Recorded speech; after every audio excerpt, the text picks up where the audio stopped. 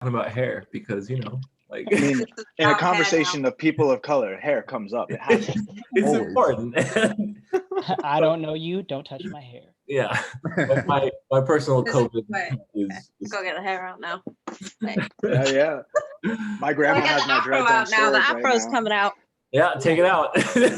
Yo, you just made me I realize. don't know if you want to see. I've been trading all day. It's not in good condition. It's not nice like Daryl's. But yo, that would be a solid shirt, right? Like, no, you can't touch it. Don't touch my hair. I'm sure that exists somewhere. Those Facebook ads. 100% it does. You follow like We Buy Black. I guarantee you on their page they got something like some T-shirt. An actual page. Yeah. It's got all of like the Black-owned brands and stuff that like they're like advocating to get as many as they can on there. But they're a pretty big page. It's a good resource if you want to like learn what items are like created by Black entrepreneurs and support the community that way. Yeah, so it's pretty big. That's cool. I saw a really sketchy Instagram page that was like a lot of Black Lives Matter stuff, and it completely was not owned by.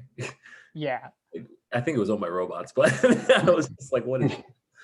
So things always gotta be careful. But yeah, so pastoral. Okay. There we go. Very nice. It's kind of chilling because I had a shower before I got in.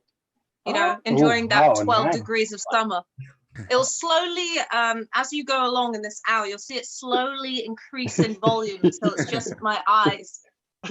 Like a sundial. Well, you cannot see the background anymore. It's just hair and the face. Yeah, so guys, never showed the cousin it looked like, you know.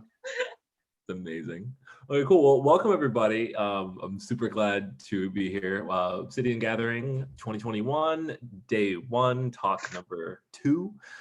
Today we'll be talking about parkour and professionalism. What is the name of this one? Parkour, being a professional parkour athlete, parkour and its relation to the profession. I'm just so ready here, apparently.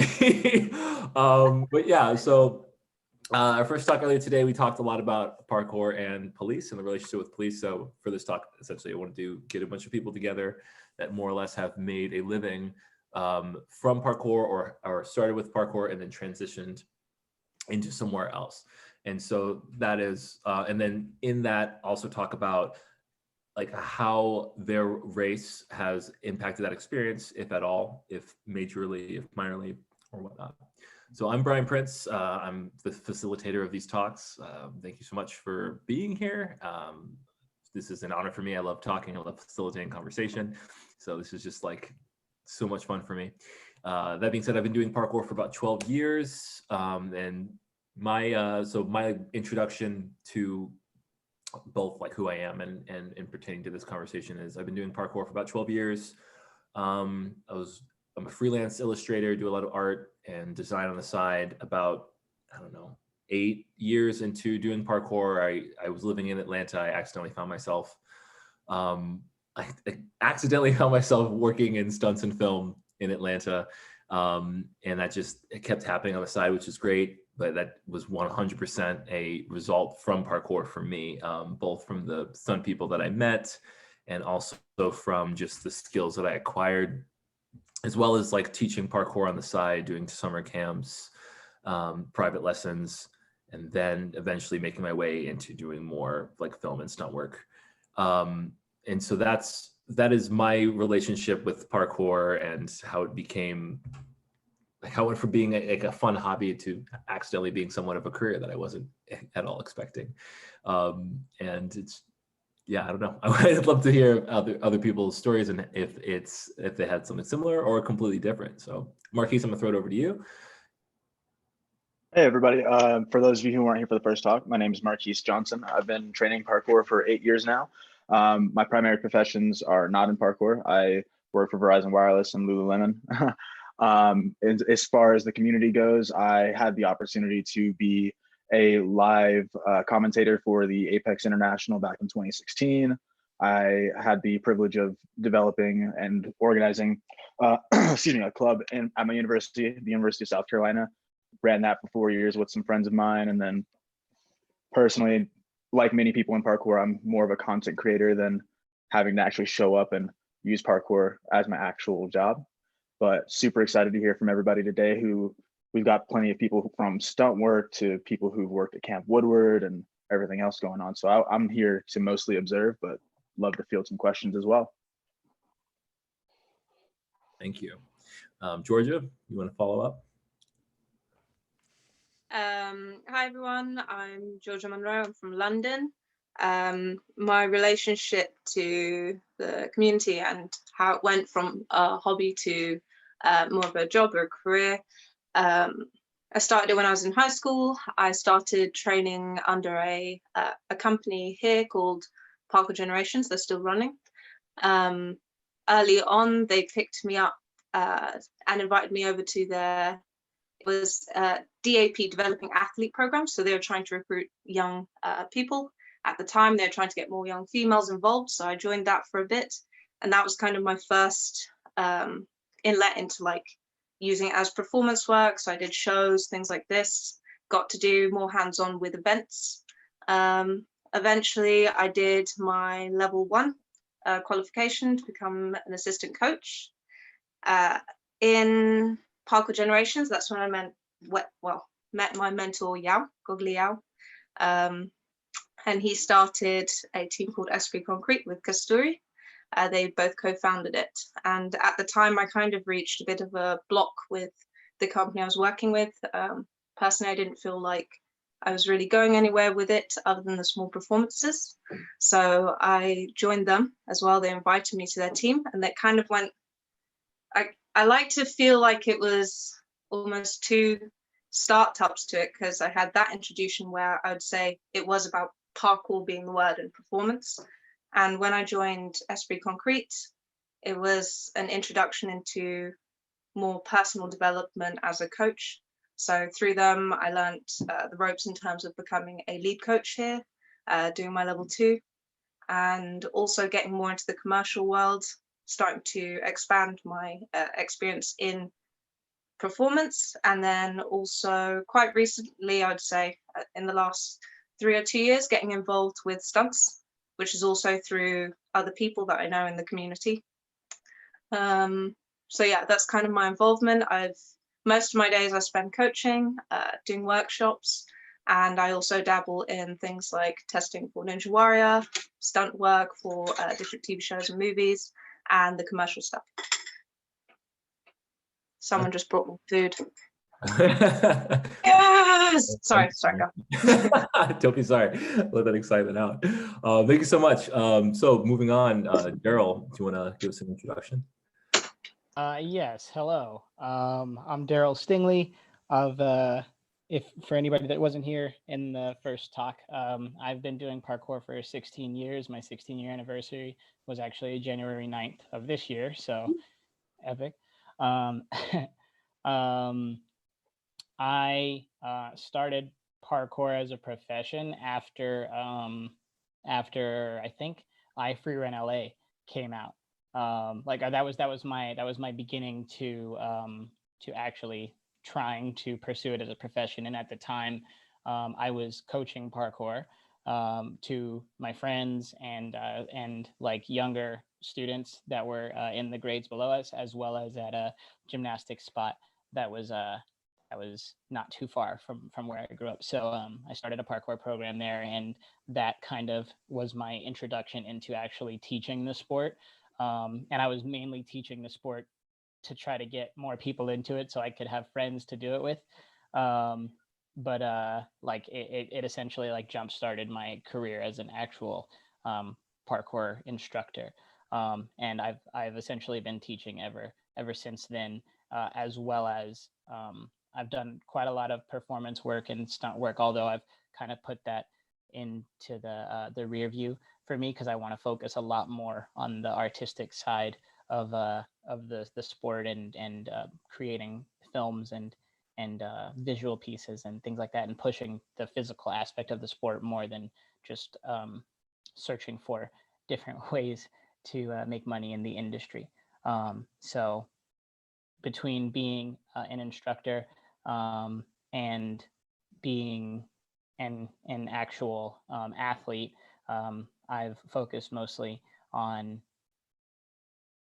content creation, competing for quite a while, as well as building my brands of Squadron and Strike Movement, and those are the ways in which I make my living now. So that's me.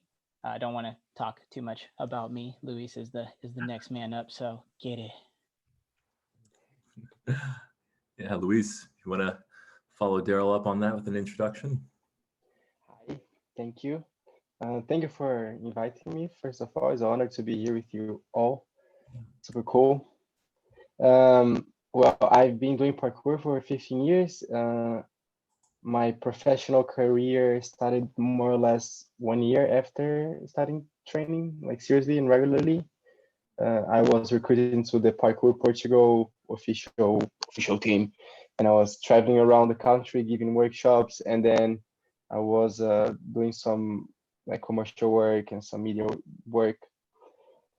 I did a bit of everything, stunts, a lot of commercials, a lot of coaching, but everything very spread out in these 15 years. So it's not like I could ever really like make a strong, like safe living. It was a freelancer life from the beginning to the end. There are times that I'm great with money, chilled, just have to go out and train, chill. And there are times that it's really difficult and I have no money, there are no jobs, and I really have to stay motivated or work as something else to sponsor my own training. The thing I've been the most stable as a professional parkour was with theater work for a company in the Netherlands, in which I did like 5 tours with, together with Bart and with Andis and Matthias Meyer and some other incredible performers. It was really cool. But it was also very destructive to the body. There's a repetition, a lot of like 5 shows a week for 3 months, a lot of impact. And but nowadays I mostly coach and I create content a little bit, not so much. I have a couple of really nice sponsors, and I'm running a project with a friend of mine from Portugal, a few friends of mine, called the Arch Club, and we're just starting the whole bubble of ideas, and we're gonna see where it leads us. I have a podcast and I have an Instagram page sharing some cool grown-up parkour content. Already had Dario there. It was a pleasure talking to him, and yeah, that's pretty much it. Awesome, thank you. Yeah, good stuff. Marlon. Hey, what's going on, everybody? First off, thanks for having me on the panel. This is pretty awesome. I would say my history in parkour started about 8 years back, right after high school. And I got into it as a profession actually really early on. Very, I wouldn't advise the way I got into it. Out of all honesty, it came from, I found an open gym. I'm local here on Long Island. Max told me about a spot called 5-Star Gymnastics where they had open gyms, and I went in there. I fell in love. I had never been inside of a gymnastics gym or a facility where I could train acrobatics or anything of that nature. And I couldn't afford to go as much as I wanted to. So I began to just bug them and hound them about, let me work here, right? Do you have any coaching experience? Sure, I got coaching experience. I had no coaching experience, but I talked my way into it, just showed them that I was really persistent, and they brought me in. I began coaching, and actually, through not wanting to disappoint anyone, I really started to work hard figuring out how to coach, and it turned into a bit of a passion that just catapulted and turned into what I thought was going to be something I used to get free open gyms to, a 40+ hour work week, doing it full time coaching. Our program grew to have over 223 registered students coming weekly. We would blow out open gyms on Fridays, and it catapulted me to the point where I actually went on to become the parkour program director at Camp Woodward, PA, where we've had over 1,000 students. Just absolutely amazing time creating just a safe environment for people to come be introduced to parkour, learn at their pace, meet them where they're at, take them to where they want to go. And, through all of that, my current profession actually is no longer even in parkour. What I do now day to day to earn money is I work in real estate, so real estate investing. And it actually is because of parkour that I chose to go this route, because like Lewis expressed, you know, there were times in parkour where you would have money and then there were times where you wouldn't have money. And I started to anticipate the future with all the students I was working with and just seeing what did it look like for them to grow up and to continue stepping into parkour. Would there be something for them at the end of the road? And I started getting worried seeing that there wasn't any monetization for them to sustain a standard of living, at least in the East Coast in New York, where I live. It's very expensive to live here, and parkour didn't quite provide an avenue. So I wanted to step out and find something that could sustain them financially and allow them to train, or allow personally myself to train without having to stress that parkour needed to make my money for me. And I can keep parkour in that place where it's purely for passion.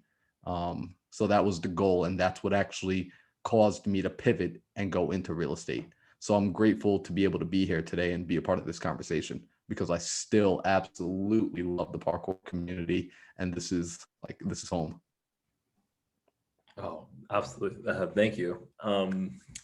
This is some really good introductions. And what I really liked about a lot of those, well, actually, so I see Howard's thumbnail. How are you here? Or is that just, Marquis, do you know if Howard's in the chat? No, I'm here. I'm here. I'm just in the middle of something else with the wife. And I think for me, I don't have a professional history. Parkour for me has been like an expression of my own art. And I've done a lot of things in the community, from being the first, the things that I've done. And outside of that, I agree with everybody else. There's been times when money has come in and money has not. But the professional aspect for me has just always been, how much more can I continue to share the art that I want to share, and then continue to stay in that lane. I've coached, I've done stunt work, I've been in a few movies myself, and I've been the first rapper to do that with Adidas and all these other things. I don't know. I never looked at it as something I wanted to do forever. I was just always thankful for the opportunities and how much of that was supportive to like a platform of continuation. Nice. Absolutely. No, 100%. Like what I love about this panel here is we have so many different like avenues of the relationship of like parkour and professionalism. One thing, I guess what I want to share is it's been an interesting journey for me, because I think similar to, I can't remember who said it, but or I'm not sure if someone said this exactly, but I've noticed this kind of like trend between how much parkour specifically is my work. And this same thing actually goes for my work as an artist as well, like an illustration, for like how much of I'm working in that field, and then my passion for it dwindling, if that makes sense. And I'm not sure if anyone else feels this way, but I almost feel like the more it's like, I don't know if everyone's familiar with like Maslow's hierarchy of needs, but it's like this, like, oh, we need this, and that to be like happy at the top. And I feel like when I'm happy at the top, then I'm creating and I'm creative and I'm doing parkour and I'm having fun and I'm learning, or I'm drawing things. And then the moment that becomes like a job for me, I'm like, okay, well now this creativity is linked to my survival. So now I'm like not at 5 anymore, I'm not at the top. And now I'm like stressed, and then suddenly I have trouble almost engaging with the creative aspect that made that like fun, or that made me like improve in the first place. And so I guess where I'm going with this is like throughout my history of like, I've noticed like if I'm teaching parkour a lot, if I'm heavily doing a lot of parkour for like financial gain, I don't love it as much. And then suddenly I'm just doing this really hard, difficult, taxing thing on my body that is almost like, but I'm not getting a huge benefit from it anyway. And I wanted to know if anybody else resonated with that, or if anyone had felt like that at any point in their past with parkour. Sorry, Brian, could you repeat the last thing you said about your body? I didn't quite understand, I think.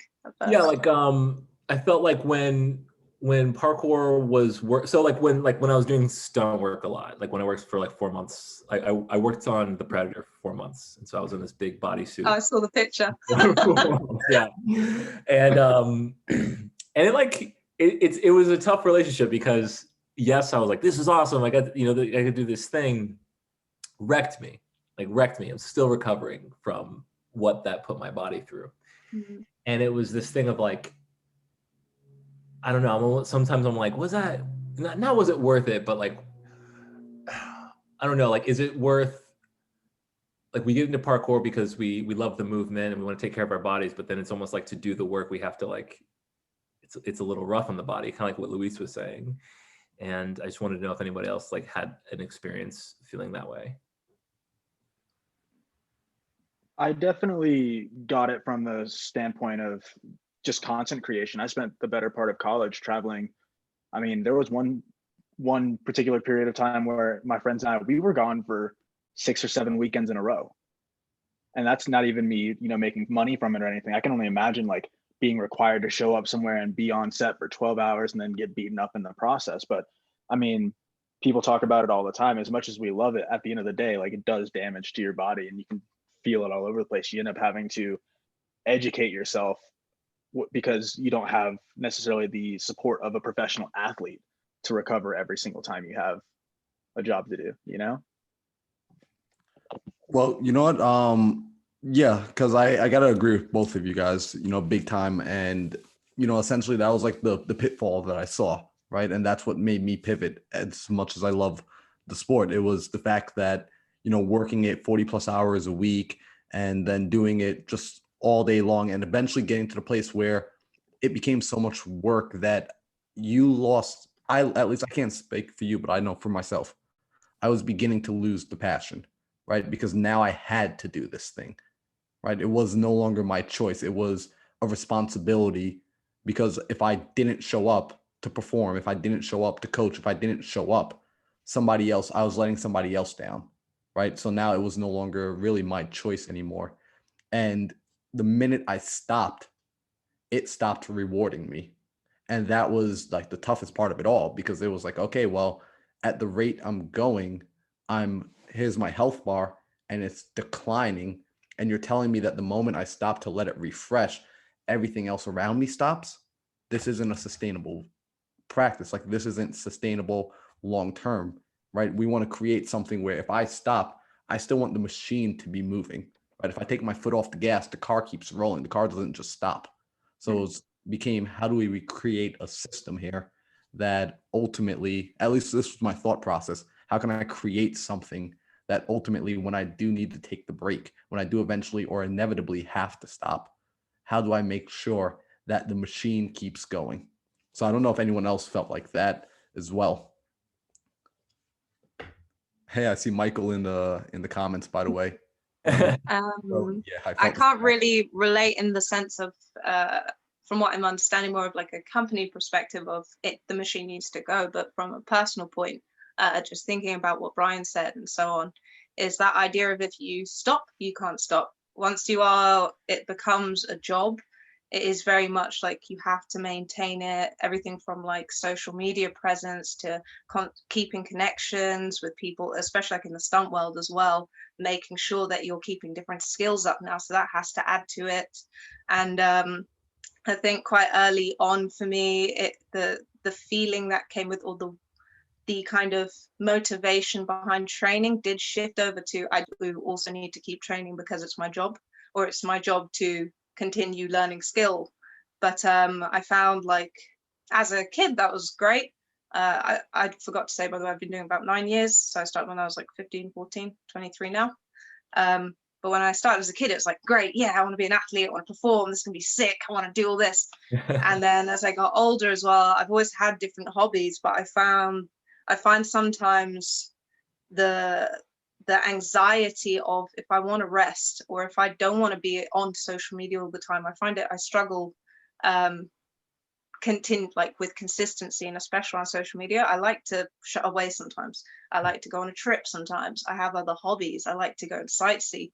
that if I do that for too long, the anxiety just builds of, oh, you haven't put anything up, or you haven't trained in this long, or you haven't got a job in this long. There's like this constant underlying anxiety that I need to keep like a hamster doing wheel. something or adding to that kind of, that idea of the machine for it to keep going. So yeah, I sympathize with that in that way of, once you are making it a career, it is effectively a job. And so also the training has that, that kind of background of, this is for your work. This is to go to your work.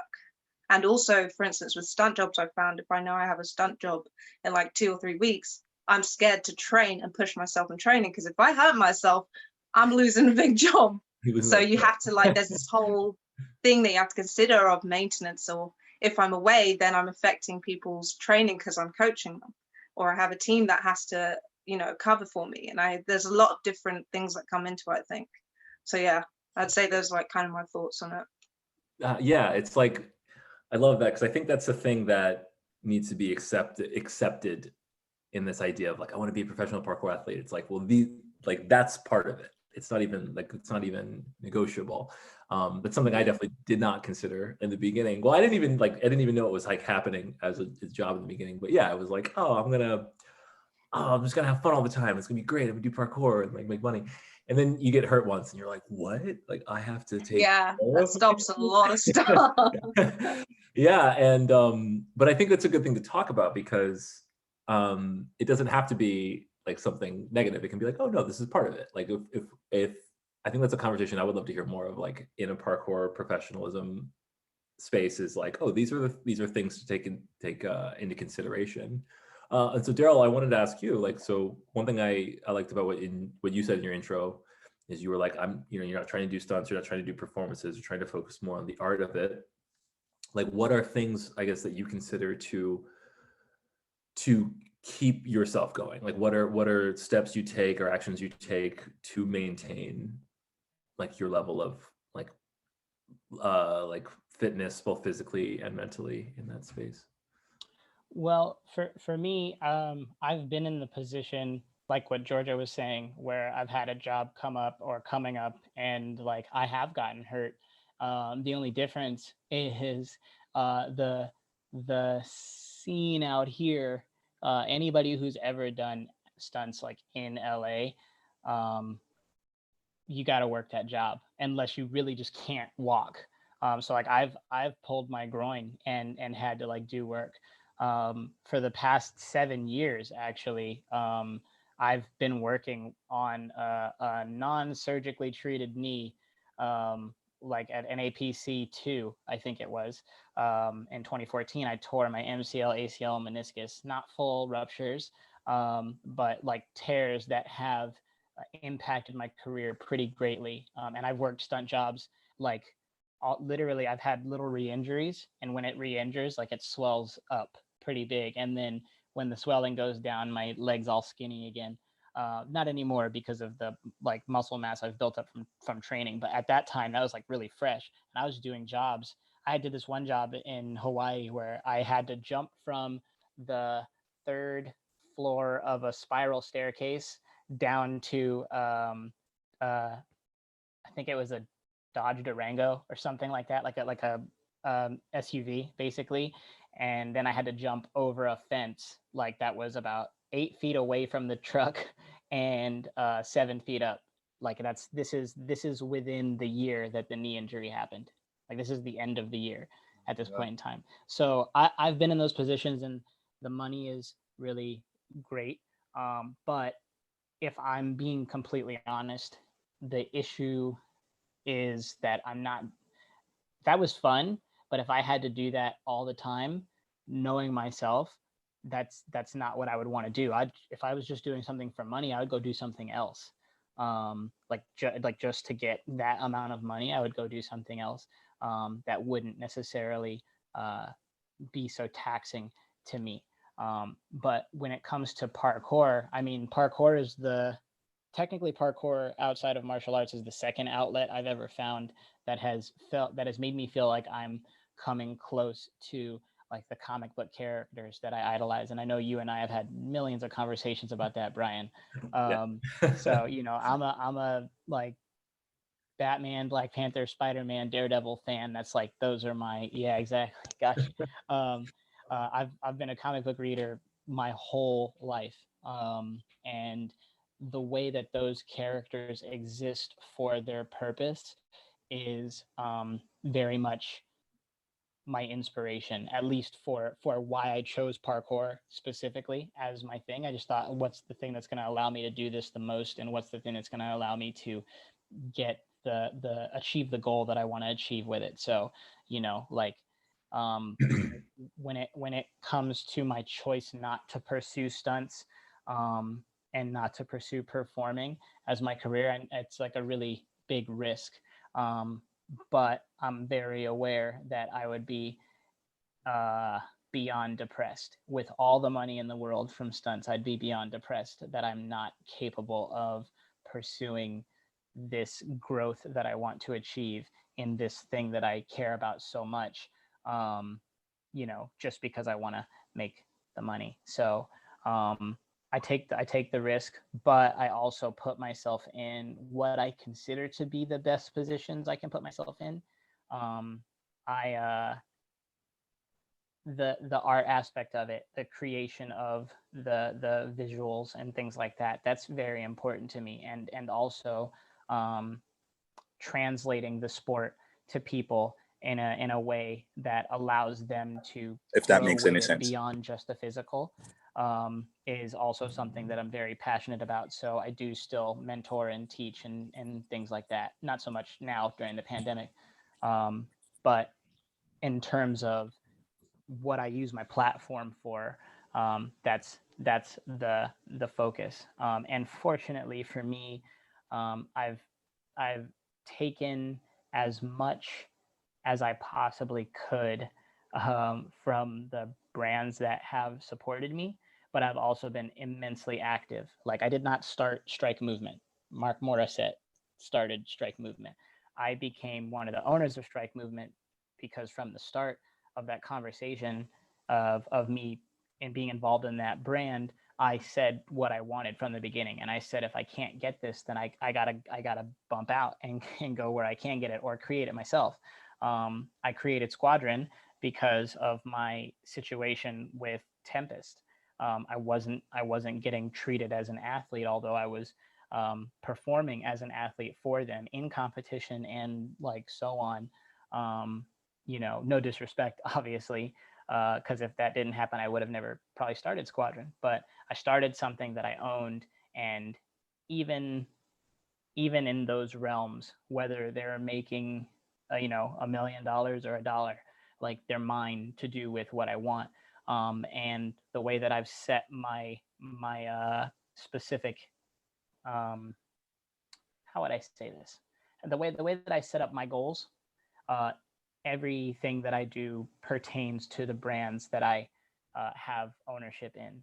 So all of my films, all of the projects that you guys see, there's massive Strike Movement presence in there because I only wear Strike Movement shoes. I help design the shoes. I help like with the testing of the shoes to make sure that they work the way that they're supposed to for things that we specialize in, for parkour in particular. And I help in other aspects that don't relate to parkour as well, so that I don't necessarily need the parkour specific vehicle to be the thing that tethers me to that brand. However, it is still a massive part of me and what I do. So because of that, it's something that I'm able to advertise without having to tell you to go buy the shoes. You know what I mean? Like, I don't have to hold them up like a QVC commercial where they're spinning on a platform and tell you all about them. I'm in them 24/7. I mean 24/7. Like, everything that I do, any shoe I put on is a Strike shoe. So it's easy to advertise. And with Squadron, I mean, we do everything. We do all of the filming, all of the photography, like design all of the clothes in-house, and we run the website in-house. Everything that is pertaining to Squadron has all of our hands on it. So, you know, we don't hire advertising agencies to come in and advertise for us. You know what I mean? Not that anybody in parkour really does that, as far as I know. But those are the avenues in which I chose to go for my profession, or for the monetary aspect of the profession, because it is the thing that allows me to do the most authentic thing possible, you know what I mean, for myself. So I don't do anything that necessarily causes me to I don't have to dress up, if that makes sense. Like, Yeah. you know, like I don't have to dress up. I don't have to go to hair and makeup or anything like that for somebody to put me in a costume and tell me what to do. Like this is my costume. You know what I mean? Like this is me putting myself, this is my hair and makeup. You know what I mean? And this is all a part of what I'm pursuing. So it was a long time to turn this into something that's actually worth something, and there's a lot of sacrifice that goes with that. So like, unlike anybody who has ever gotten a stunt check before, I don't see my bank account go from like very low numbers to a lot of zeros like after 2 weeks. I have done that before, but now with this, there's a lot more active work that goes into creating this and making it profitable. And there's also a lot of sacrifice in not being totally secure, knowing that a check is coming. So for me, it's not really too taxing to keep myself, you know, going and motivated and like fit, because it's exactly what I want to do. I might not be getting exactly what I want to get out of it right now, but I do know for a fact that every investment that I've made, whether I keep doing this or not, is going to financially pay off. Like, very, very, very aware of that. So that's my piece. Nice, a good piece. Thank you. The thing that resonated with me in there towards the end, especially, was how you were saying like seeing the stunt check thing, and I think from my perspective, that's been like a strange. It can be misleading. Sometimes stunts are interesting where they'll pay you a lot and you'll be like, I'm good, and then time happens and you're like, where did it go? Like I didn't buy anything fancy. Time just happened. And so I think it's one thing, like I resonate, Luis, in your intro, you talked about like how, you're like, you go from working a bunch to like not working a bunch. And I think that's one thing we have to look out for, is just like, how do we handle like planning for time that, like, okay, I might not, like, yeah, things are popping right now, but like in 4 months, I don't know where I'm gonna be working next. Like, what are ways that, I guess, you, like Luis, I'd love to hear your perspective. Like, what are ways that you handle or plan for that time? I think it's really cool what Daryl said, and like his perspective and how he's approaching the professionalism of parkour, because it seems like he created his own brand that will sponsor to his own work. So he never has to work to anyone that is not his own goals, which is the perfect goal, right? Having a stunt job or having a performance job, I think it's great. I think, like, I would never tell anyone to not do it. They have the opportunity, like looking like as a chess player, looking at all the boards and make the right move. Think about the 5 moves ahead, see the time you're going to lose, if it's worth it, the money, the body that is going to be, the amount of energy that you're going to give physically and mentally, and think that is also just money. And maybe you're giving 6 months to a job that is the peak of your career, and your body never being so fit, and then you just go on this stunt job. You stay there for 6 months, destroying your body. You go back home, you have 6 digits in your bank account, but you cannot train for a year because you have no motivation, because your body is completely destroyed. So I think it's a matter of finding out what, in my opinion, is balancing whether it's worth it or not for you to pick money or career over your body and over your passion. But I think that Marlon was saying that I really like, and you also said, Brian, is the fact that sometimes you work so much and parkour really becomes your job, you kind of lose passion. And I resonate so much to it, because there was so many times that I was like super motivated to train, and then I have a parkour job that lasts for 4 months. And on this period, I don't want to see walls.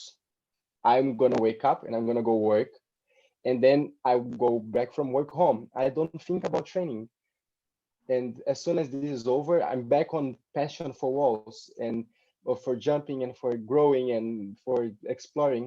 And it's like this sort of like a subconscious responsibility that suddenly my parkour, that is my passion, became the product. And my body is a product, my passion is a product. And if I destroy my body and my passion, then I cannot make money, I cannot pay bills, and my word as a professional is destroyed. So there's this all this balance. We never chose to be parkour like I never chose to be a parkour professional when I started. I just wanted to jump walls.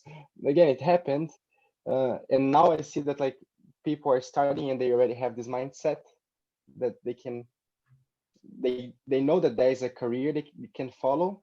So if you're really keen for it, the thing that I would recommend the most is try to find the balance and write down your goals, set a plan, and take the most opportunities, but always like measure what is best for you. If it makes sense to your body, to your love, and to your wallet, like just always look around and do the best option possible. Don't only go for the money or not only for the fame, but think about the whole thing.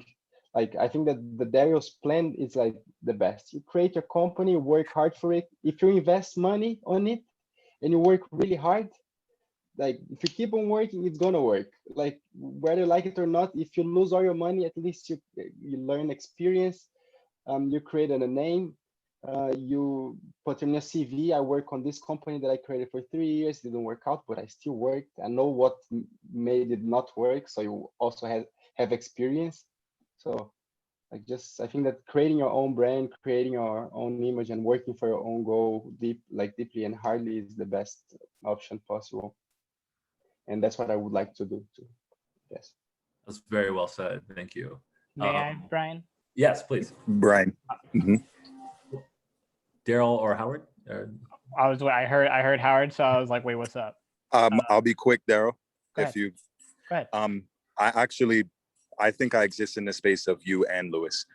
I've always seen it as an art of my self-expression, like I said, and I was always fortunate to be able to work with other external platforms, but it's always been about branding myself. PK by HP, all those other names. It was always about the representation of quote unquote where I came from with my movement, how I represent my parkour community. And losing interest was always like, I remember someone famous in the community at the time had put out this big post saying they lost interest in it and it really affected the community. They read it as like they took it personal. And I'm like, why? If you have your own thing, that shouldn't be the focus, So I'm really thankful that going forward, even now, a lot of us have done some work to the external communities and the other people that sponsor us and work with us. They see that it's here and they're willing to work with us. That was it. Thank you. Yeah, I agree. Daryl? I have a friend named Logan Gelbrick.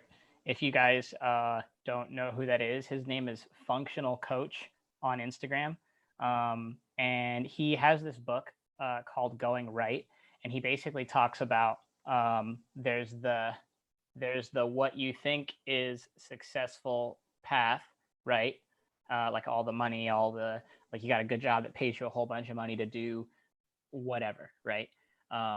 As long as it pays all this money and gives you like the disposable income to do with whatever you want, then that's A. That's what you want to go for, is what the idea is in most people's mind. And then there's the other side, right? Which is that this is where all the risk is.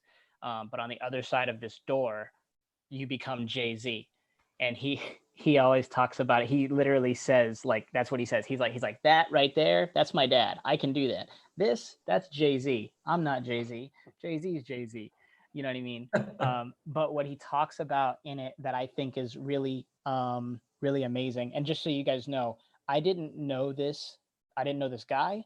I didn't know this book because this book didn't exist yet or anything when I started doing what I'm doing right now or what I've been doing.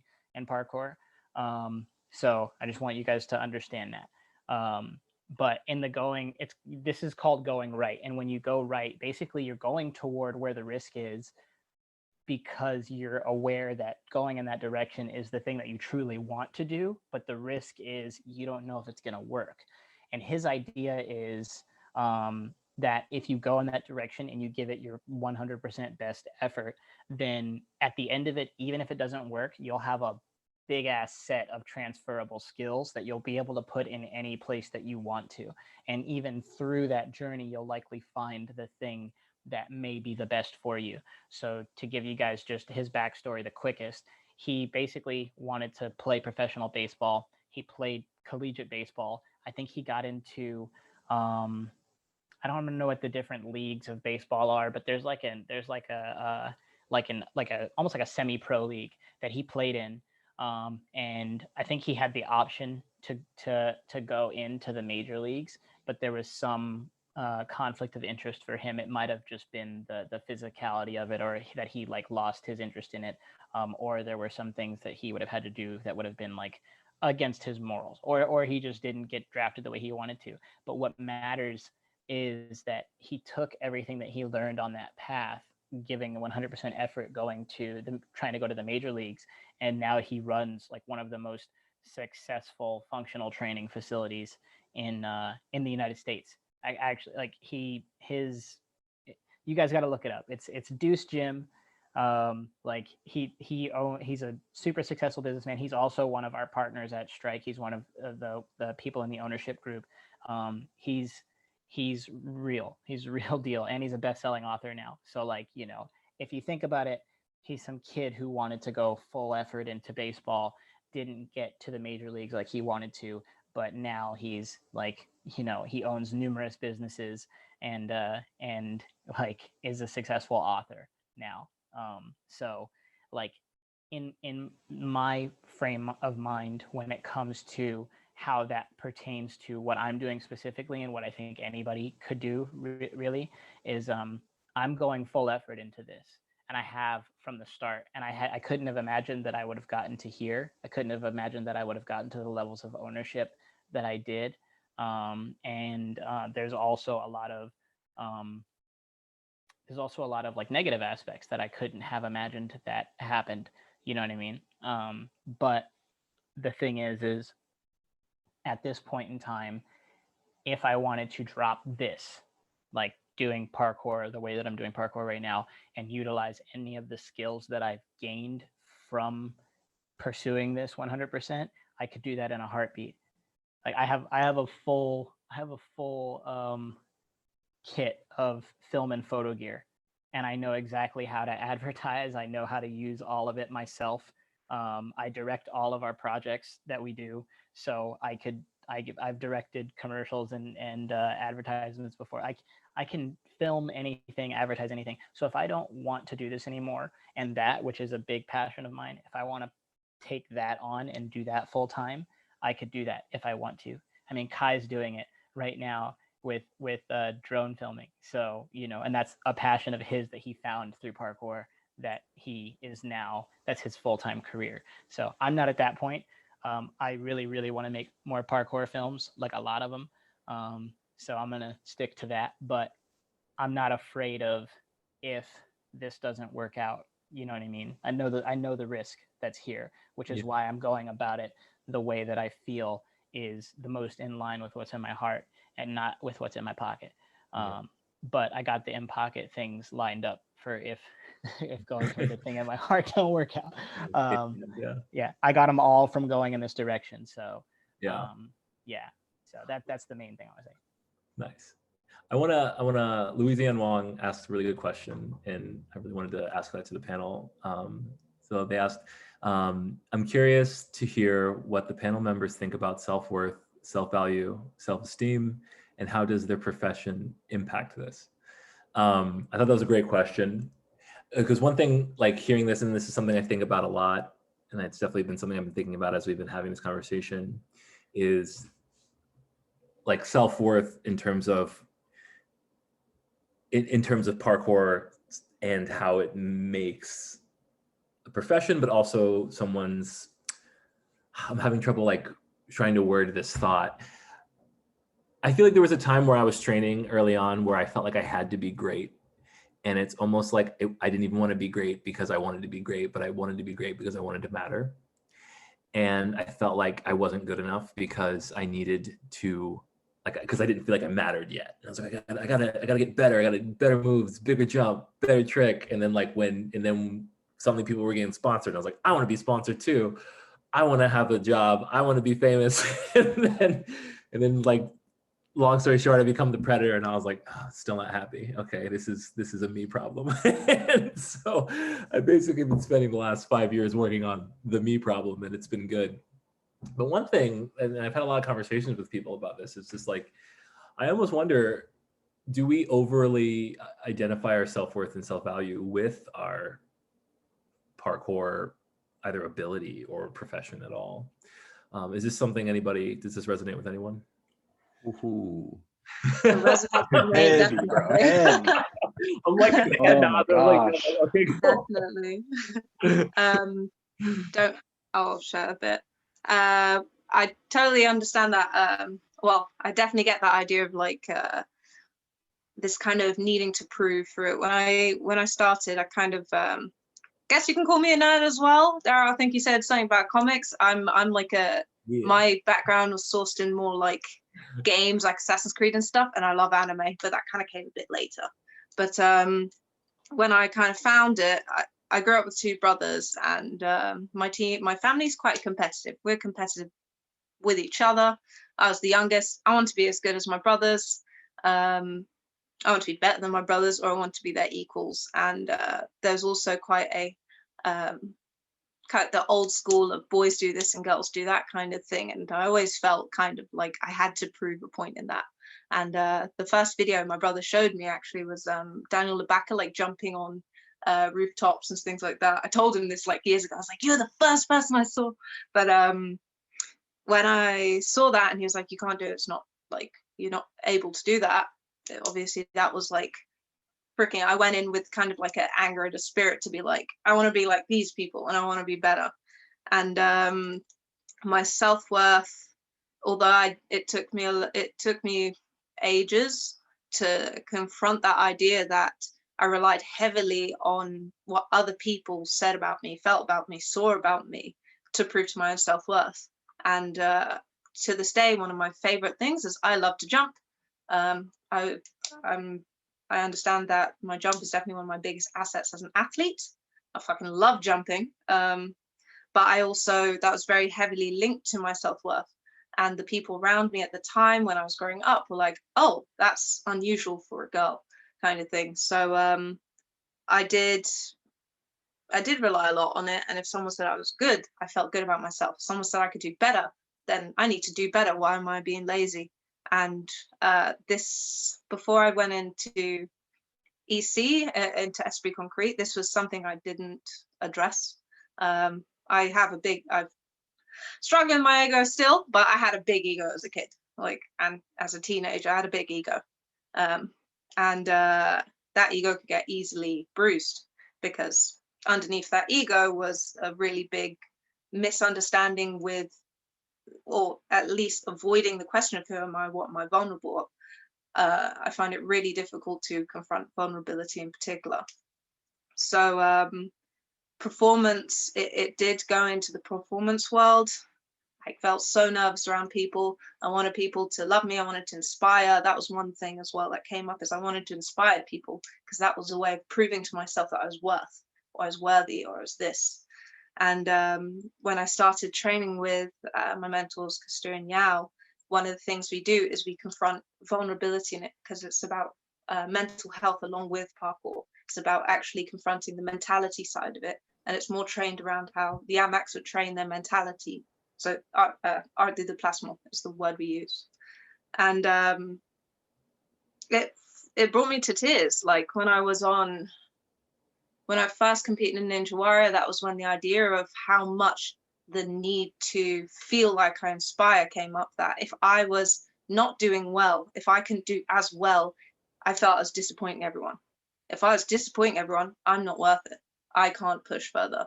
And it was this constant cycle where I was so nervous to get on stage. I would literally have just full on sweaty, like feeling like I'm stuck.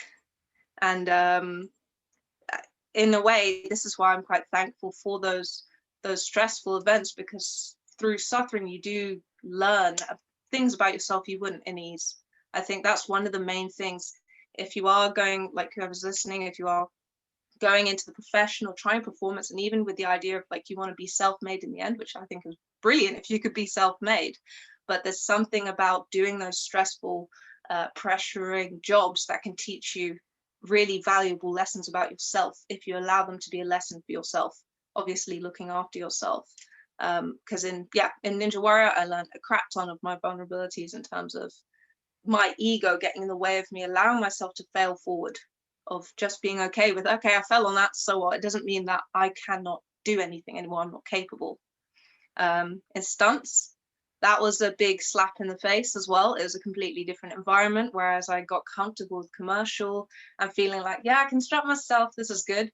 I now again went to another place and felt the instinct to like prove myself or feel like I don't belong here, I'm an outsider.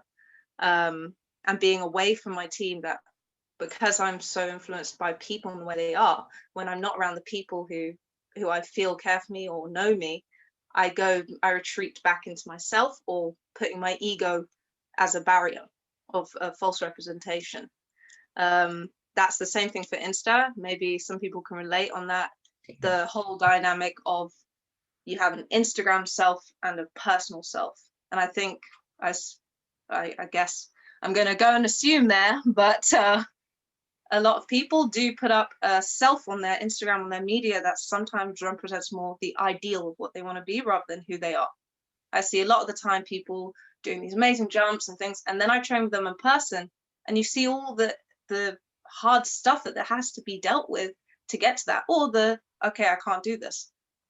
But there is, I think, a big part of it that people are drawn to, like performing and things, because it also gives them an outlet for people to love them, or that feeling of people loving them, how many likes you get, how many views you get, all these nice comments. But if you look at it, a lot of those comments as well, people don't really know who you are. They're commenting on what they see. They don't know the stress. I found a lot of the time when I'm writing if you look at my Instagram, one of the things we practice and what I was practicing on the Spring Concrete is to actually speak about things that maybe I want to hold back on. I'm like, okay, I didn't want to do this because I was lazy, or I didn't want to do that because I was freaking terrified of that, or I was having a shit day, so sorry, I was having a bad day, so I didn't want to do anything. I had a bitch fit, you know. But a lot of the people, even now, I had more people responding with messages or sharing their stuff. You still get the whole like, that was sick, that was great, but did you read? Do you know what's actually going on behind that?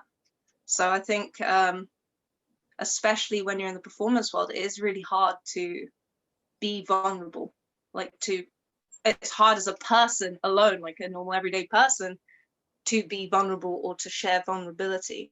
And I think it was all the more so a harder experience to share vulnerability in professional environments where you think it can risk your job, in environments where people do expect to see greatness from you. You know, from environments where, what if you did want to train just for yourself? A lot of the time I hear athletes, when we go to like events or big groups, they don't want to train around people. Why is that? Why can't you just train around people? And I think that needs to be a question that's often asked people, because I think they sometimes get put into boxes in that sense, where you end up feeling you need to prove a better self of your, like, what is your self-worth? I think it's always ends up being kind of pressured or linked or not even spoken about in the professional world. So yeah, that's kind of like my point. That was my experience, I guess. That was beautiful on so many levels. I resonate with what you said. I can really only speak for myself here, but I feel like this resonates with other people. But like as a 6'10" Black man, vulnerability was hard for me to not only like embody but share.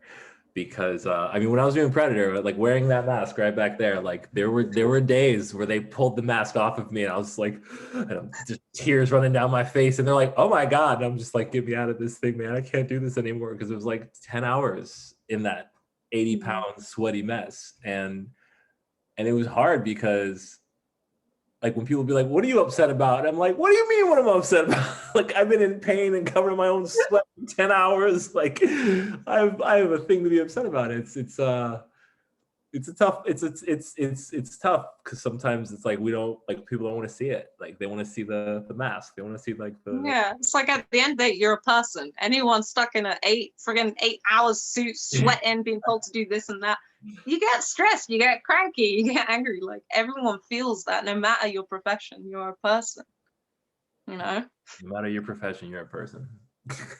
Yeah. Quote. I love that. Did anybody else want to speak to that point? Yeah, I mean, that's big right there. First off, Georgia, thanks for sharing. And Brian, thanks for sharing as well, because it takes power to be vulnerable, right? And, something, I mean, when you said that, when you had brought up that question, it brought me back to Justin Schaefer's Jump Fest that he hosted a few years back. And, everyone had always told me, hey, you have to attend this event. You have to. All these amazing parkour athletes are going to be out there. And this was when I was still relatively new to the sport. And I've only ever trained with my local community. But I'm being told, man, these athletes are amazing. They're so talented. They're super cool. Trust me, man, they're going to like you. You can jump far and all this. Like, it's going to be awesome, right? But I got injured before the event. I had already booked my ticket. And I was really contemplating after the injury. I was like, oh, I don't want to go because I don't know any of these people. And why are they're not going to like me? Like, the only reason people like me is because I could jump far. That's it. Right. That's what my mindset told me. And honestly, if it weren't for the fact that I already booked a ticket, I would have not gone. But I said, oh man, I don't want to lose the money I already spent. So I went. Right. But the coolest thing happened when I got there. Everybody there still wanted to get to know me. Everyone still wanted to talk and hang out and connect. And it showed me, it was the first time I had that disconnect from my worth with my movement, right? And I realized, okay, there is something more valuable to each and every one of us that's just at our core, right? That's where the value really lies. But for some reason, we had forgotten that, or at least myself, I had forgotten that. And ever since that day, I prayed that I never forget it again, right? So then when we create these events, when we have parkour athletes come out, when we do meetups and things of that nature, that's why we're always trying to be so inclusive, right? To show people, hey, I'm happy that you can do amazing skills. I'm happy that you can flip and jump. And it does bring me joy when you do all that amazing stuff. But even if you couldn't, I would still appreciate you if you're the kind of person that is kind, that's caring, that has goals, that wants to do more, that wants to create, right? I'm going to love all of that stuff about you just as much as I love watching your Instagram videos. If you never produced another jump again, great. Like, if my man Daryl stopped making content, I mean, I'd be a little hurt. Yeah, for real. I'd be kind of hurt, man, because I enjoy watching that content. But I would still have love for him because I'm just like, yo, I know who he is at the level of his heart, right? And that's where the true value is. What type of person are you and what type of person are we? So being able to bring that outside of our profession and or even bring it into our profession, right? Bring it with us wherever we go, because that's where the value is, right? That's when we step in and we know our self-worth, right? And now we can begin to demand a little bit more for it because we know what it is. We know the reality of what it is. It's not the movement, it's us. So that's why, like, Daryl, like, I got to give you big ups, man, because something that you do, right? You step into a situation and you seek equity. I know you and I sat down and we talked about this deeply. And this is something that I think it's majorly important. And it's not a conversation that's had often, right? When we do anything, right, we have to seek equity, right? Seek some sort of ownership, seek some sort of, hey, when I go and I contribute to this thing, I want to have a stake in this thing so that later on when I leave, I was a part of making this happen. I should be rewarded for that more than just a one-time transactional feel, whether it's a transactional, paycheck, or it's a one-time like on Instagram. Like, figure out a way to get yourself to be a part of the equation forever, so that now you really branded yourself on it, because you know what you're worth. You know that your uniqueness cannot be duplicated or replicated. Ooh. Yes. Very well said. That was good. That's I lots of conversations around the same thing, and I feel like the space I existed in, and Brian can probably support that if he feels. I was like, what I experienced, especially where the stunt, where we fell in it accidentally, a lot of the conversations being told to me was like, you're following like this Sebastian Foucan American version path. It was back in, early 2000s. So for us, there was a lot of make it your own, or there's not really a lot of space for Black men in the idea without a mask on, So you got to hopefully be fortunate enough to get anything. And it really is about our equity, or the idea of leaving a legacy for what we do, or a version of our work. I just wanted to chime in and support that. A lot of what Daryl's doing, a lot of what we're doing even now in this forum, and the pages that we've created for it, it's more of a question at this point, even for the panelists. Is it that important for us to have our own thing, or is it more finding ways to stand up on our thing and continue to integrate?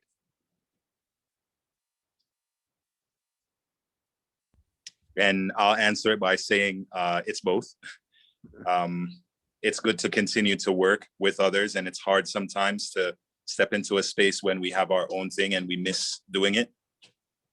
And it's for our own equity. The other side of it, it's better just to feel comfortable doing it in our own way, and not feeling like we have to follow something else just because we love someone else's version of it, just because we love it the way we do. So if that's a question for anyone, that for me was always two paths that I considered always. Like, am I really being honored to myself in what I want to do?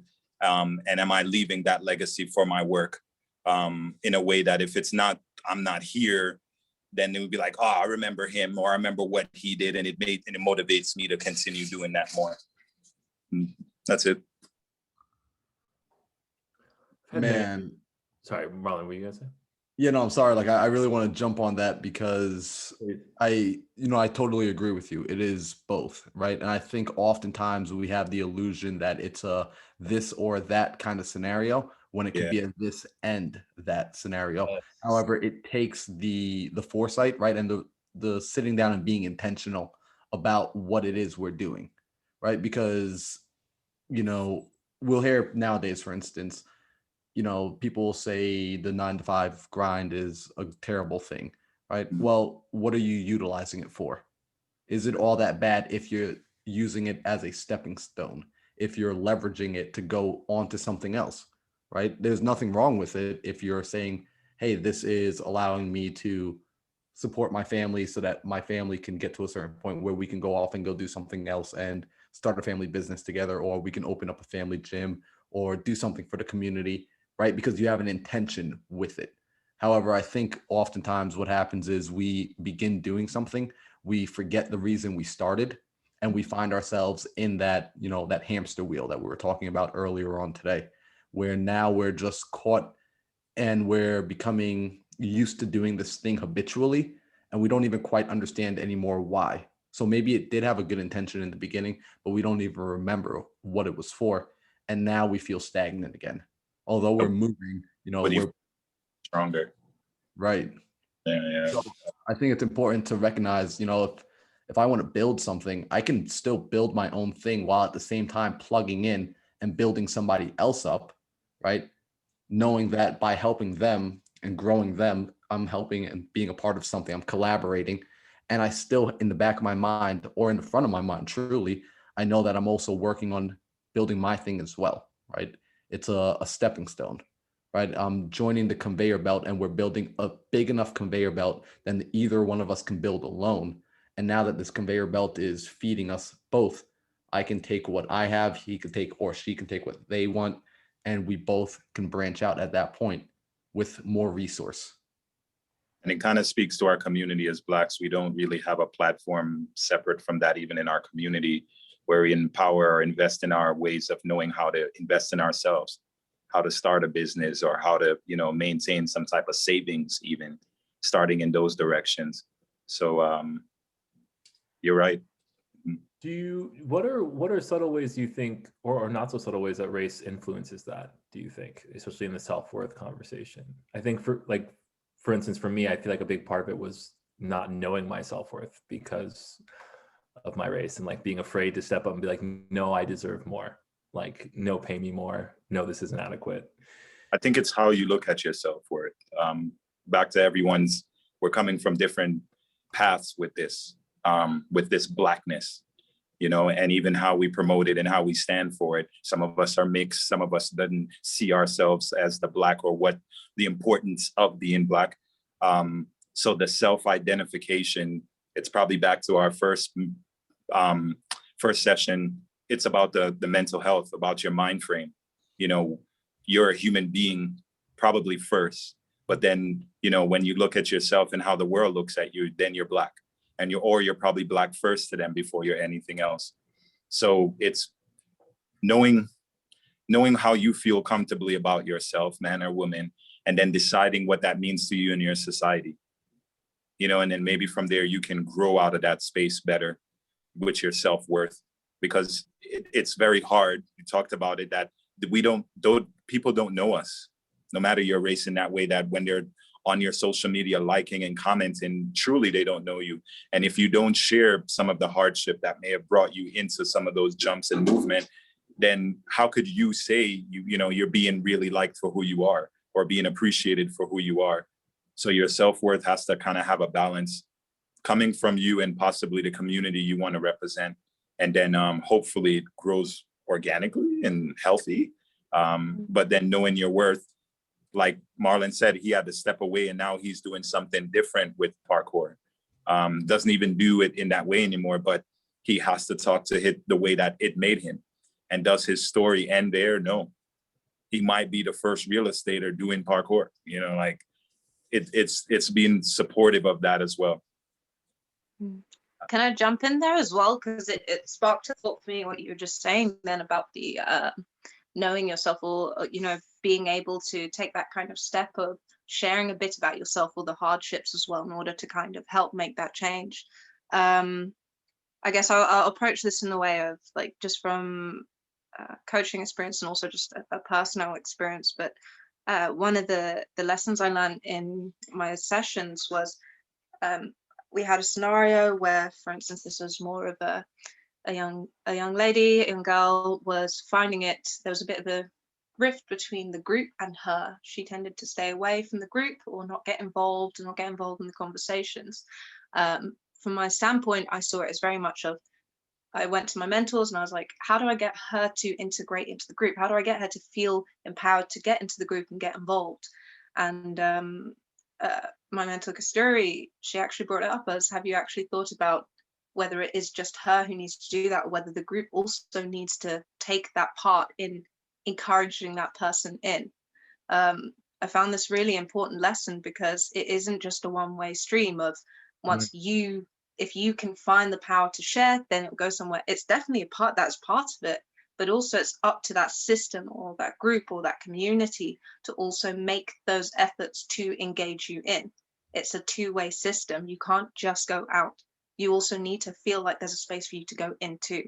And so I think that the important part with that is a bit blurry, because we're kind of going there, so I'm going to try and not go off.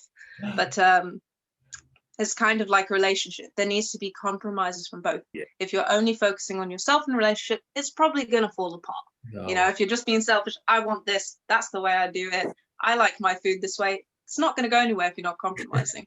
But in the other sense, if you're only doing everything for the other person, you may end up just doing everything to serve them. You lose yourself, you lose your identity.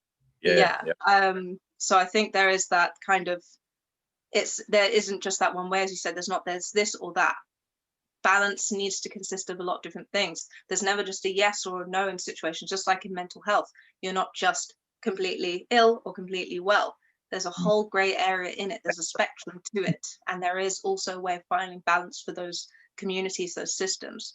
So I think as well as it is definitely like this effort of what makes you you, how can you bring your identity into that? Because your identity is important for you as well as a person, as well as other people to know your identity so that they can, you know, share with you or communicate you in the way that you feel serves your identity.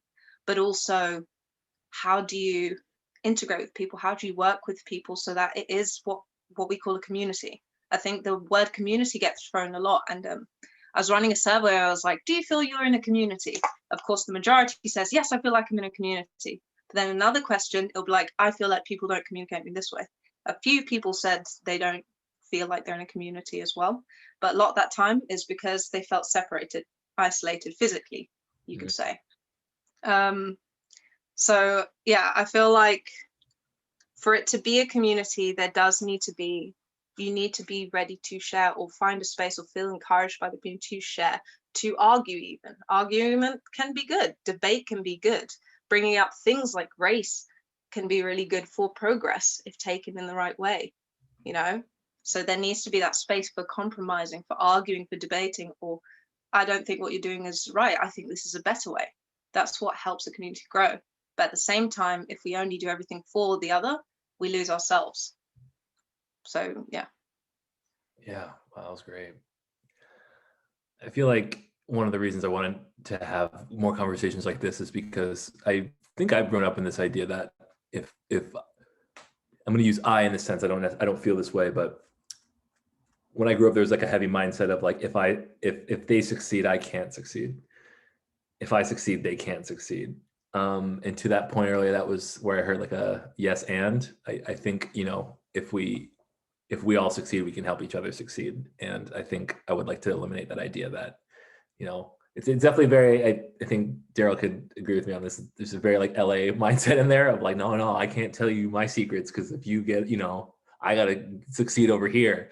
And I just like want to get rid of that. And I feel like in parkour, like we all have a bit to help each other with. So yeah.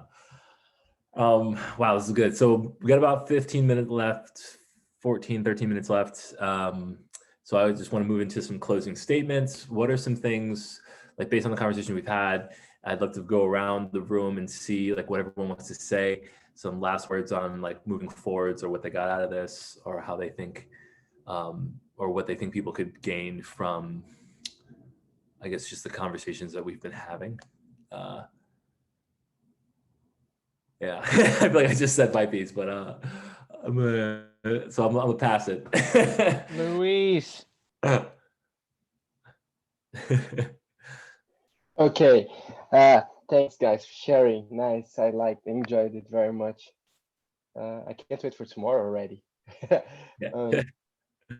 I think that from all I heard today, I think that what I can take from it is that the main point that we should be working is self-worth, is via representation, definitely, and is also, what am I saying even? I don't even know. I think that let's reset. I really like your point about talking about vulnerability, and I think that we really can change this whole aspect of Instagram and social media, that we keep putting ourselves in this look who I am instead of look who I want to show, but never showing who you actually are. So I think it's all up to each one of us to actually open up and tell the world how we're feeling. So I really like when you said that you open yourself up on your vulnerabilities on social media. And I think that's something that we can work. And as a community of Black people doing parkour, this can help ourselves to grow a lot more if we are able to speak out and say how we are feeling and our struggles, and that your brother and sister is not alone in the problems that they have, by being a parkour person in general, but mostly by being Black, because I feel like we don't have enough role models, and we can be those, you know. We should be able to give ourselves the self-worth to say, look, I'm the role model to this other kid who wants to do parkour, but he thinks he can't because parkour is not for Black people because they look like a criminal running on the street. Yes. You know, so I think that we can give the self-worth that we are role models to a next generation. And also I love the point that we all came together, that we have to find the balance between, should we work for making money or should we work for making our goals, that's something that we truly want? Should we work more towards our inner like goals? Yeah. So I hope that people can take from this too, and don't give up, just go hard on this stuff, you know, like on your own plans, on your own goals, sponsor yourself, create your brand, believe in yourself as a product, and don't be afraid of being a human, because we all are, we all fuck up and we all have shitloads of fuck ups. And Yep. so it's good to just say it out loud, there's no problem, you know. Yes. So yes, I'm looking forward for tomorrow. Thank you. Moving on, Daryl. For me. You had to turn it back on me, huh? You had to do me like this. I'm very much enjoying. Everybody on here is a genius. Like Georgia, you killed so many points out this piece. So congrats on that. But yeah, everybody up in here is a genius. Man, I guess just kind of in closing, for me and for you all, whether you want it or not, I make absolute certain that there is a large aspect of what I do that is specifically for all of you and everybody else that looks like us in the community, and also everybody else that experiences or even feels like they can resonate with you know, the whatever the story is that they're seeing from me personally. So a very large aspect of what I do is for you all there, and where I guess I find my self-worth specifically is I feel like in typical superhero fashion that I am of importance because of my chosen obligation to the people. You know what I mean? So in Squadron, when we say for the people, like we absolutely mean that. And you know, I coined that phrase for us, but that's also what I make the brand to be. And everybody that's a part of it, every single person that is a part of the Squadron is 100% aware of that being the case, that being the fact. So with everything that we create and put out, the point is for it to make people feel, and also make people feel like they can be a part of it, or that they can find their peace in it, or they can find their success in it, or their true selves through it, or something like that, because that's how I found it for myself. So I'm more or less just paying it back, if anything. So you know, and that goes with showing vulnerabilities and showing you know, showing strength and greatness too, because we have that too, and we need to see ourselves have that too. I saw that in Luis super early on, and that made me, I was like, oh damn, this boy going hard. I need to step my shit up. Like, you know, almost like in a competitive nature. Like, damn, he's the best. I thought I was the best. All right, now I gotta work. I gotta get my stuff up. So you know, but it was inclusive though. He never made me feel bad. When I met Luis, he was like immediately kind. Over the internet, Luis was kind. So you know, that's his work inspired me. And you know, for me, I think creating work that inspires others is important, and showing your vulnerability is actually very often what will connect you with those people, as well as showing your greatness, because showing both sides of that shows that two things can be true at once. So if you guys haven't seen me get decimated in the film Bane that I put out, then watch that and you'll see exactly what I mean by showing that vulnerability and greatness together. You know, slight plug. Yeah, that's my closing. I'm out here. You guys are all geniuses. This is beautiful. Thank you for letting me be a part of it. Thank you for sharing your words. Thank you. Yeah.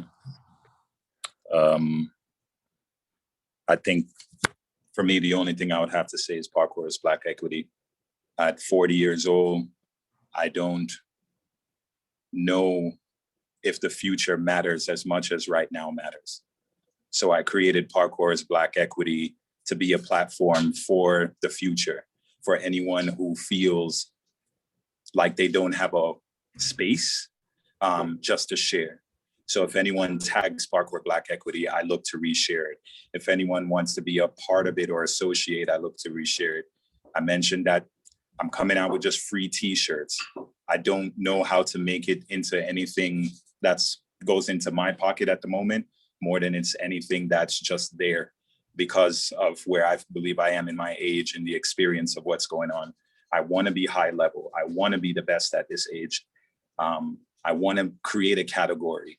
So my work is really coming from my self-worth in that same conversation. And then I have Parkour as Black equity as a platform so it can grow. And again, shout out to Dan and Rashid because they're the future in that way for me. You know, I created it, they're writing it, you know, and I come through and support in the back and make sure it exists. And that's why that's there. That'll be my piece. Thank you. Marlon and Georgia.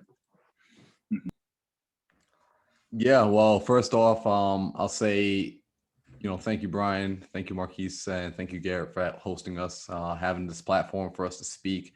Daryl, Luis, Georgia, and brother, I'm forgetting your name right now. What's going on? But no, seriously, this has been absolutely amazing. Really what this shows me is we're beginning to have the conversations that need to be had, right? That's the thing that's been missing. Howard, there we go. Just like Howard. Add to your face and like it came back to me, bro. I didn't want to answer you because I'm on that. It doesn't even matter. But yeah, Howard, bro. Yeah, no, bro. Like it's like your face came and I was like, there it is. It's all right. I'm going now. No, but the fact that we're having this conversation, it's showing that we are beginning to think larger, right? And we're beginning to come together, and we are beginning to realize that we can have a combination of things without losing. I think a lot of times we feel like if we choose one path, it means we're slicing off the other. That's not the case. Like I said before, this is not a this or that kind of game. Although people may have wanted us to believe that in the past, or we may have just accidentally have believed that in the past. Who cares? Now we're aware that this is a this and that kind of game, right? We can create something much larger, and it's all about how can we bring it back to our community? How can we serve one another, right? I'm not here to serve me. I'm here to serve you, right? Each of us, that's the mindset we need to step into the community with. And from there, the growth is undeniable and unstoppable.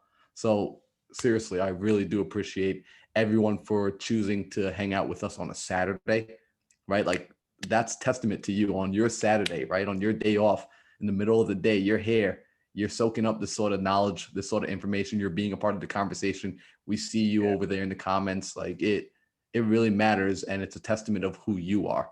Think about that. While everyone else is chilling on the couch, watching TV again, watching Netflix reruns, you're here looking to better yourself, better the community, and have the kind of conversations that matter, that change things for generations to come. So thank you. Yeah, thank you. Don't know where to where do I start this? First of all, thank you for having us on this and bringing the group together. Brian, when we talked on the phone as well, if you don't mind me asking, sharing, but I was feeling the nerves as much as you in terms of where this would go. To be honest, in front of the panelists, I was quite nervous actually. My partner was in the room. I was like, okay, maybe I need a little glass of wine, or can you bring me a chamomile? Because chamomile tea relaxes me. And the thoughts that were making me anxious was one, and we'll see how this goes tomorrow as well, because I'm excited and nervous, but talking about color in it. Yeah. I'm mixed race. I'm half Jamaican, half English. Sorry. My family are from, my dad's black side, he's from Trelawney, so although I've seen my family, I haven't really bonded with them as much.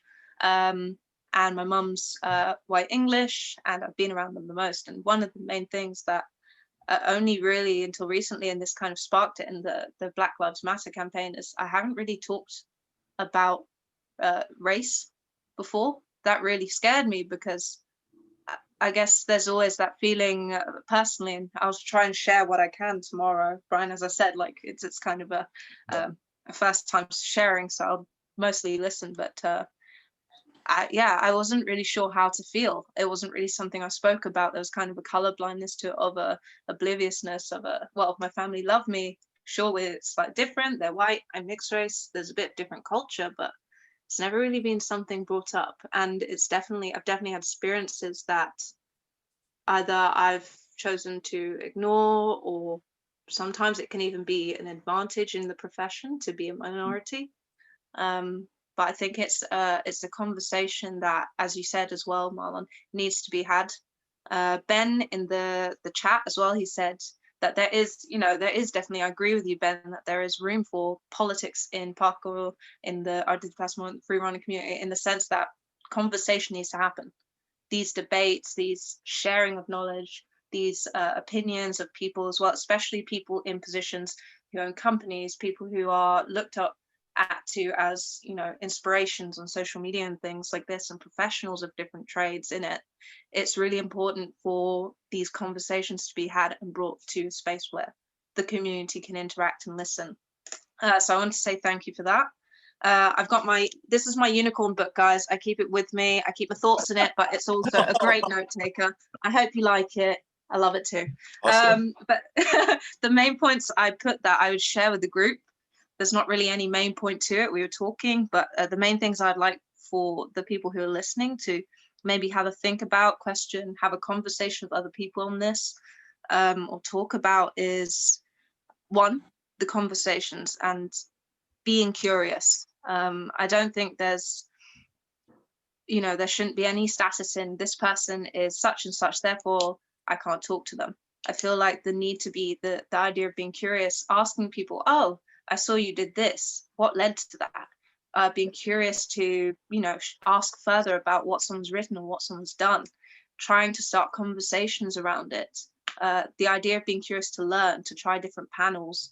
I think one thing I would tell myself when I was younger as well, and hopefully I'm trying to develop more, is that you're always a student, trying to maintain a mindset that you're going to be a student for life, because process and progress and learning can be a forever thing. I think sometimes there's a tendency to get especially for those who are competitive, that there's an end goal. There's a start goal and there's an end goal, and there's steps to it, and you need to get to that end goal. If you don't reach that point, you've failed, or okay, you got to start again. But process is a forever thing. You can always learn. You can learn from the mistakes, from the failures, from the risks. I'm sure those who are in company positions have had to have a lot of trials and tribulations as well. A lot of things in your life can be a lesson if you allow them to, if you allow your perception to shift into that. But as well as you doing that work for yourself, the other thing is the community needs to provide that space for you. Yeah, so it is trials in that sense, Daryl, definitely. But vulnerability needs to be given a space for you to feel safe to be vulnerable. It's one thing just giving out your vulnerabilities, but if we're talking about survival thing, who wants to readily give out their vulnerabilities to someone who may take it for advantage? There's lots of professionals who get taken for advantage. That happens a lot. We can't avoid the fact that there is a risk to that, and to a lot of young professionals as well, or young aspiring professionals. So vulnerability needs a place to feel safe. So maybe also having a think, how can the community create a space where people feel empowered to be vulnerable and turn that vulnerability into a strength? one thing in vulnerability is that it doesn't have to be always connected to weakness. As you said, Daryl, as well, and I think Lou resonated with it in the chat, vulnerability is something that, if you choose it to be, can be a strength to make you progress, to help you reach another point to yourself. Or it can be a crutch, a weakness, something that you avoid, or something that you let your ego play over, or something that someone else takes advantage if given to the wrong space and someone feels the need to do that. So yeah, I think those are the points I would want the group to think about, the people who are listening, maybe having a think, is there anyone in your community or your groups that you could talk about or talk to or share with, someone you feel safe with? But how do you start those conversations in the smaller groups so it's not just shared to just a panel and you listen and you go away, but how can you keep it going? I think that point was made before. Yes. How do you keep that rolling? Yeah, that's me. Thank you. Great. That was so good. Yeah, I agree with everything you just said. I think there's like two kinds of questions. There's like, there's questioning to know and questioning to judge. And I think that makes a huge difference is when someone's questioning because they want to know, like, oh, hey, I want to know, like, why is this different? Instead of being like, why are you doing that? Like, those are two completely different modes of questioning. And I think you're right. I think it's all about curiosity and wanting to learn. And I really appreciate you sharing about your discomfort of sharing like your experience, because it's like, I think that's a big part of what I want with this whole event is it's like your experience matters because it's your experience and it's real. I grew up most of my life thinking I wasn't Black enough. And so I almost created some kind of strange detachment from my Black identity. And to be honest, it really didn't smack me in the face until last year. And then I was like, oh, I'm here. I'm here. I should say something. But yeah, like that. I just really appreciate everything from everyone. I really appreciate everyone sharing. This has been amazing. We're gonna wrap it up today, but we're coming back tomorrow at 10 a.m. PST. Same time we started the first talk today. For everyone watching, if you could share the event, tell people to register. It's a pay what you can. If they say they can't afford it, be like, how? I'm kidding. No shame. But like, seriously, like share what you can, get more people interested. And then also like we're trying to build that donation pool. We already passed our goal, which I'm really happy about. Our goal is 2,000 and we reached it. And all that money is going back into the event. So we're going to try to keep this thing growing because it's one thing I really want to do within Parkour Space is just like create more opportunities for conversation and community engagement. So please spread the word. And thank you so much for everyone that showed up. Thank you to all the panelists. This has been amazing. I am honored to be here with everyone. So on that note, we're going to sign off. Have a great Saturday. And thank everyone so much. And I'll see you tomorrow. Have a great Saturday, everybody. See you tomorrow. Yes. See you. Ciao. West side, peace, west side. West side for show. Peace out, y'all. Peace. Thank you so much.